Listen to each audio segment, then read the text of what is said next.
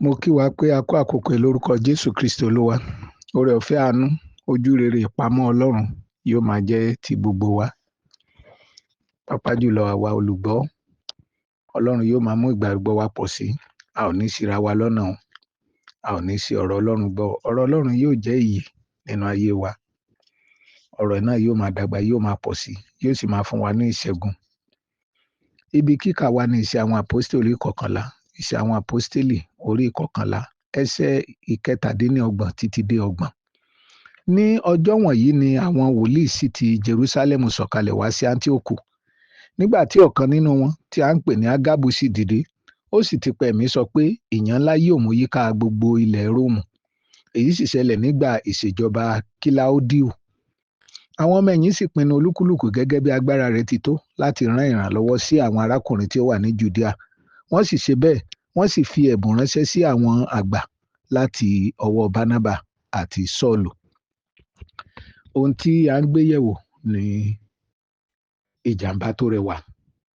A sì ti ń wà lórí ẹ̀kọ́ yìí fún bí ọjọ́ mẹ́ta kan. Lénìí, ìjàmbá tó rẹwà náà la sì ń wò. A sì ń wò pàápàá jùlọ fún irú àwọn ewu tí ó wà ní àkókò tiwa. Ewu àìní òye ọ̀rọ̀ Ọlọ́run tó, àbí àìfẹ́ gba ìtọ́ni Ọlọ́run tó. Níbi tí a kà yìí, a sọ wípé àwọn wòlíì wá láti Jerúsálẹ́mù, wọ́n sọ̀kalẹ̀ wá sí Áńtíókù. Dídé tó sì débẹ̀, Ágábù kan nínú wọn. Ágábù àkókò sẹ́ni tá a mọ̀, kò lórúkọ ńlá kan tá a bá sọ wípé olórúkọ ńlá ni wòlíì ńlá kan ní.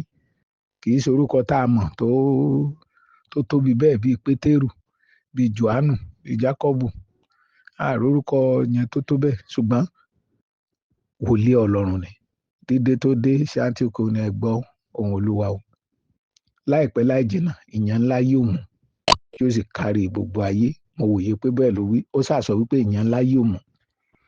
Kété táwọn ọmọ ẹ̀yìn gbọ́, wọ́n ní àfi ká múra lẹ̀, nítorí pé ọ̀rọ̀ Ọlọ́run lélẹ́yìí o. Wọ́n bá bẹ̀rẹ̀ sí gbé ìrànwọ́ dìde. Ẹni tó ní ìrànlọ́wọ́ níbí, ẹni tó ní ìrànlọ́wọ́ lọ́hùn.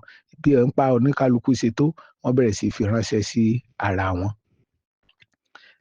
Ohun tó wá jẹ́ ìyàlẹ́nu fún mi àti àfojúsùn wa lénìí ni pé wòlíì Ọlọ́run yìí ó sọ tẹ́lẹ̀ wípé ìyàn yóò mú, àìsóúnjẹ, àìrí nǹkan rà. Àkókò ebi là ń pè lákòókò ìyàn. Àkókò tí oúnjẹ wọ́n.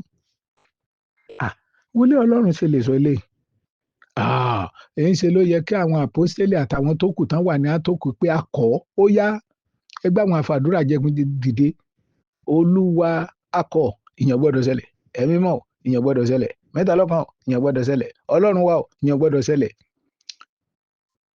Ṣùgbọ́n kété tí àwọn ọmọ ẹ̀yìn gbọ́, wọ́n bẹ̀rẹ̀ sí múra sílẹ̀. Wọ́n mọ̀ wípé ohun Ọlọ́run lélẹ́yìí. A kì í sì tako Ọlọ́run, a máa ń jẹ́ kí ìfẹ́ rẹ̀ kó ṣẹ ní.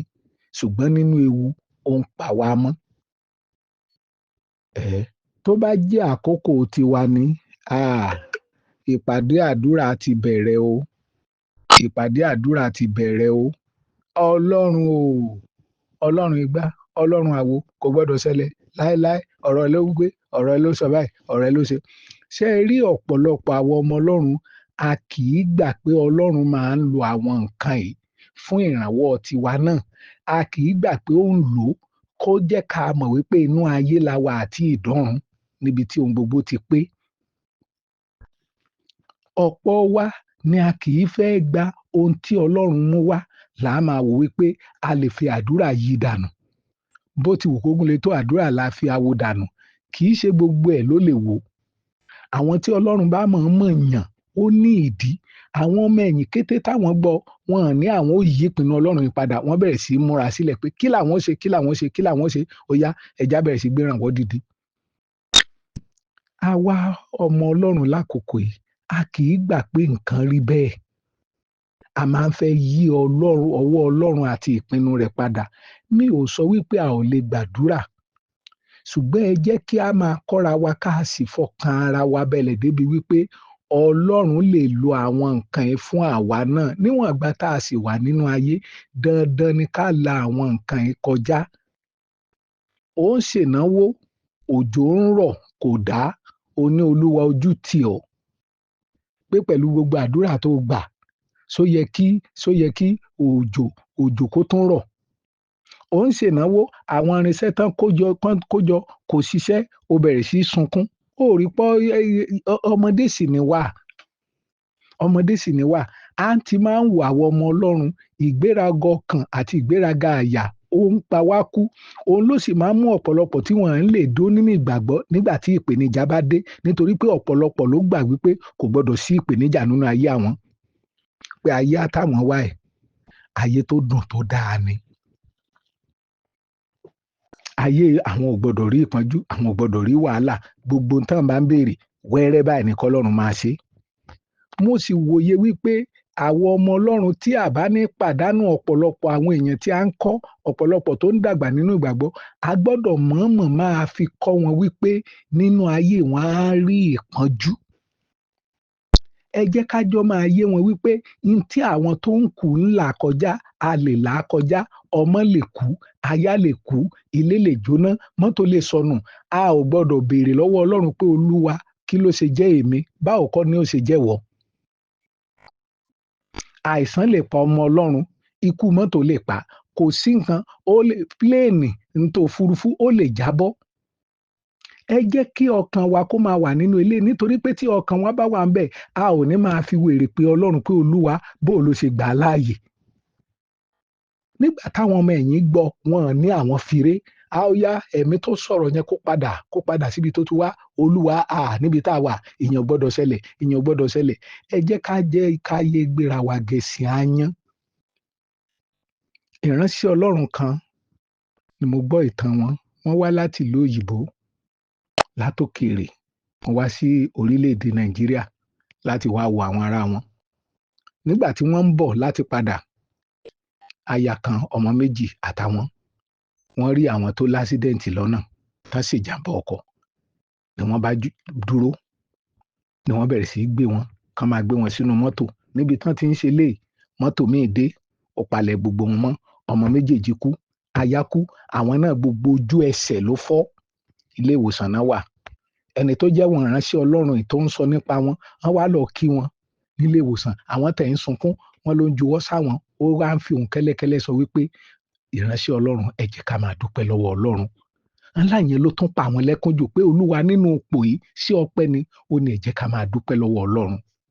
Ẹ jẹ́ ká máa dúpẹ́. Kò banú jẹ́ pé báwo ló ṣe ṣẹlẹ̀. Ó ti ṣẹlẹ̀ nìyẹn. Rárá, bí a bá rí èèyàn tó wà nínú àìsàn, kì í ṣe ẹ̀ṣẹ̀ láti máa múra wọn sílẹ̀ fún ikú àti ìjọba ọ̀run. Kì í ṣe ẹ̀ṣẹ̀ láti máa gbà wọ́n nímọ̀ràn láti máa wo Kristi pé ohun tó wù tó bá mú wá, a ó gbà á bí ọpẹ́ ni. Kì í wá ṣe ká máa sọ wípé bàbá láì ò gbọdọ̀ kú, láì kò gbọdọ̀ rùn, láì kò gbọdọ̀. Tó bá wá ṣẹlẹ̀, ọkàn wa yóò bàjẹ́. A wá máa béèrè pé pẹ̀lú gbogbo àdúrà tẹ́ gbà. Ṣé wọ́n náà ń fàdúrà yí ọwọ́ Ọlọ́run padà ni? Wọ́n fi yí ìpinnu ẹ̀ padà ni. Bó bá wù Ọlọ́run ó lè dá padà. Bó bá sì wù ó lè fi sílẹ̀. Àwọn tán síwájú wa, àwọn tán jà takuntakun, àwọn tí wọ́n kọ ilé àti ọ̀nà wọn sílẹ̀, àwọn táyé yìí ò yẹ fún. Ẹ má jẹ́ ká máa ṣègbàgbọ́ bí ẹni pé a ò tẹ̀ fẹ́ kúrò nílé ayé. Ọ̀pọ̀lọpọ̀ tẹ̀ ìgbàgbọ́ pé ọmọ Ọlọ́run ò gbọdọ̀ kú. Bóyá á di èrè sínú ayé ni. Mo fẹ́ rọ̀ wá kí a bẹ̀rẹ̀ sí fi ọkàn wa sí, nítorí pé eléyìí ni ó ran ayé wa lọ́wọ́. La ò ní máa béèrè ní ọ̀pọ̀lọpọ̀ tó kù nínú ìgbàgbọ́ lénìí. Ìbéèrè tán ń béèrè lọ́wọ́ ara wọn ni pé báwọn ṣe ń sin Ọlọ́run tó bò ló ṣe lè gba eléyìí láàyè nínú ayé wọn. Ẹ jẹ́ ká bẹ̀rẹ̀ sí mú gbáradì àwọn ènìyàn wa fún àwọn nǹkan yìí. Bí a ti ń gbàdúrà, Ọlọ́run lè ṣe yóò wù. A sì yóò wù lọ lọ́run. Orí ọ̀fẹ́ láti là á kọjá, orí ọ̀fẹ́ láti gbé, òun lá máa béèrè. A ò ní sọ wípé Olúwa, àìmọye àwọn ìránṣẹ́ Ọlọ́run tí bàálù wọn já, àìmọye tí wọ́n ti pa, àìmọye àwọn tí wọ́n kú, àìmọye àwọn tí àìsàn jẹjẹrẹ tó pa, tí a máa béèrè pé Olúwa kí ló ń ṣẹlẹ̀, kí ló dé. Ṣùgbọ́n a lè béèrè, àwọn èèyàn wọn ó sì yé wọn, nítorí pé ohun tí wọ́n ń sọ ni pé Olúwa kí ìfẹ́ rẹ kí ó ṣẹ. Jẹ́ kí ìfẹ́ rẹ kí ó ṣẹ. Èmi sì wòye pé ohun tá a gbọ́dọ̀ máa sọ fún Ọlọ́run ni pé Olúwa, jẹ́ kí ìfẹ́ rẹ kó ṣẹ nínú ayé mi. Jẹ́ kí ìfẹ́ rẹ kó ṣẹ o. Dáfídì nígbà tó bá aya Ùráyà sùn, ọmọ tí wọ́n bí ló bá bẹ̀rẹ̀ àìsàn ni Dáfídì ń gbààwẹ̀ kò lè jẹun. Wọ́n rọ̀ ọ́ títí kò jẹun. Nígbà tó ọmọ kú tán tó ké ló bá bẹ̀rẹ̀ sí í jẹun. Ó ní kí lòun wá lè ṣe, ṣé òun lè yí ọwọ́ Ọlọ́run padà ni? Wọ́n ní ẹ máa wo Dáfídì o. Nígbà tó ọmọ yìí ó tí kú kò lè jẹ kò lè mu o. Nígbà tó wá kú tán sìn ó wẹ̀ ó nujú ó sì bẹ̀rẹ̀ sí í jẹun. Ó ní bẹ́ẹ̀ ni òun ò lè yí padà. Àwọn nǹkan kan wà tá ò lè yí padà rárá. Ẹ jẹ́ ká máa fi kọ́ àwọn èèyàn, ẹ jẹ́ ká máa gbáradì, ẹ jẹ́ kí àwa náà máa gbáradì, ká má máa sọ wípé èmi ò ní kú bí kì í ṣe yíyè. A ò sọ wípé a ò ní yè nítorí pé ìyè wa gangan ayérayé ni, kì í ṣe ayé tá a wà yìí. Ìyè tá a ní gan ìyè ayérayé ni, kì í ṣe ìyè ìsinsìnyí, ìyè pa ò ní kò nínú ayé rárá. Nítorí pé tí nǹkan yóò bá sí nínú ọkàn wa, ìjàmbá tó burú pátágbà ni a bẹ̀rẹ̀ sí wá béèrè, ìrẹ̀wẹ̀sì á bá ọkàn wa. Ẹlòmíì á máa béèrè pé Olúwa, o sì gba àìsàn yìí láyè, o sì gba kú yìí láyè, o sì gba kìíní kan láyè, o sì gba tìbílẹ̀. Wàá máa béèrè àwọn ìbéèrè tó lè dáhùn, tí ò ní sí dáhùn. Sátánì á wá máa lo àwọn nǹkan yẹn láti mú ọkàn wa jìnnà sí Ọlọ́run. Á wá dàbí wípé Ọlọ́run kò mójútó wa, Ọlọ́run kò fẹ́ wa, ó sì fẹ́ wa. Ìfẹ́ ayérayé ni. Ìfẹ́ tó ní síwájú ó ní láti mú wa lọ síwájú rẹ̀. Ará, fọkàn balẹ̀. Ọlọ́run nífẹ̀ẹ́ rẹ̀. Ó ti pé ó ń la àìsàn kọjá, ó ń la àìní kọjá, ó ń la àìríjẹ kọjá, ó ń la ikú ọmọ, ikú aya, ikú ọ̀rẹ́, ikú ojúlùmọ̀. Kò sọ wípé Ọlọ́run yìí kò fẹ́ wa. Jésù fẹ́ wa, àwa mọ̀. Bíbélì ló sọ bẹ́ẹ̀. Ó fẹ́ wa. Ìfẹ́ tó fẹ́ wa náà ló fi ń gbà wá. Ìfẹ́ ni. Mo fẹ́ bẹ̀ wá lórúkọ Ọlọ́run ará.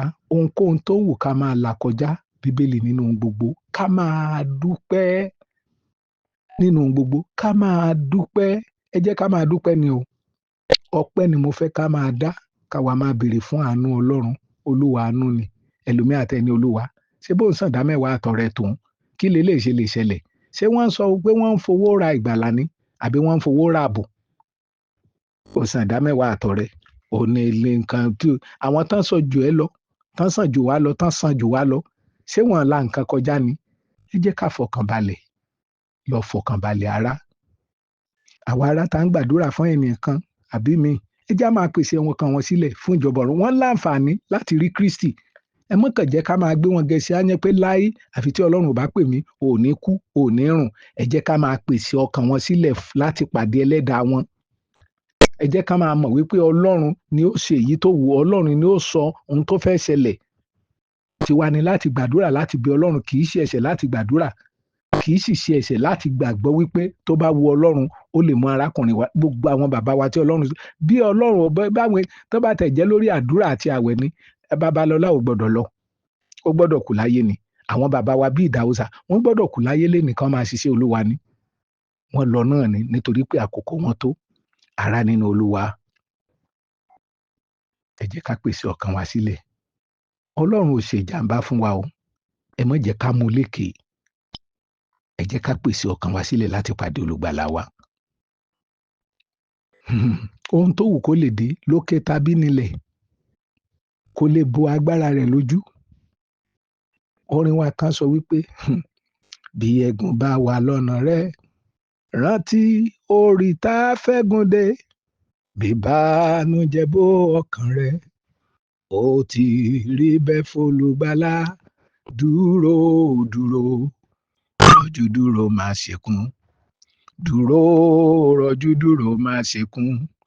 Dúró, dúró, ṣàrọ̀jú dúró má ṣẹkún. Má ṣiṣẹ́ lọ má ṣe rò pé a kò gbàdúrà ẹ̀dùn rẹ. Ọjọ́ ìsinmi ń bọ̀ kankan. Ṣàrọ̀jú dúró má ṣẹkún. Ará, ẹ jẹ́ ká gbójú wa sókè sí Kristi olùpilẹ̀ṣẹ̀ àtàláṣepé ìgbàgbọ́ wa. Ohunkóhun tá ó lọ́wọ́ ká máa là kọjá, olùgbàlà wa ti là kọjá, ó sì rán ẹ̀mí mímọ́ sí wa láti tù wá nínú. Ẹ jẹ́ ká béèrè fún oore ọ̀fẹ́, olówó oore ọ̀fẹ́. Mi ò ní kùn mọ́. mi ò ní kùn mọ́, mi ò ní rojú mọ́, mi ò ní banújẹ́ mọ́, nítorí pé mo mọ̀ pé ẹ nífẹ̀ẹ́ mi. Oore ọ̀fẹ́ láti la àkókò ìkọjá Ọlọ́run ẹ fi fún mi. Yóò rí bẹ́ẹ̀ ní orúkọ Jésù Kristi Olúwa wa. Àmín.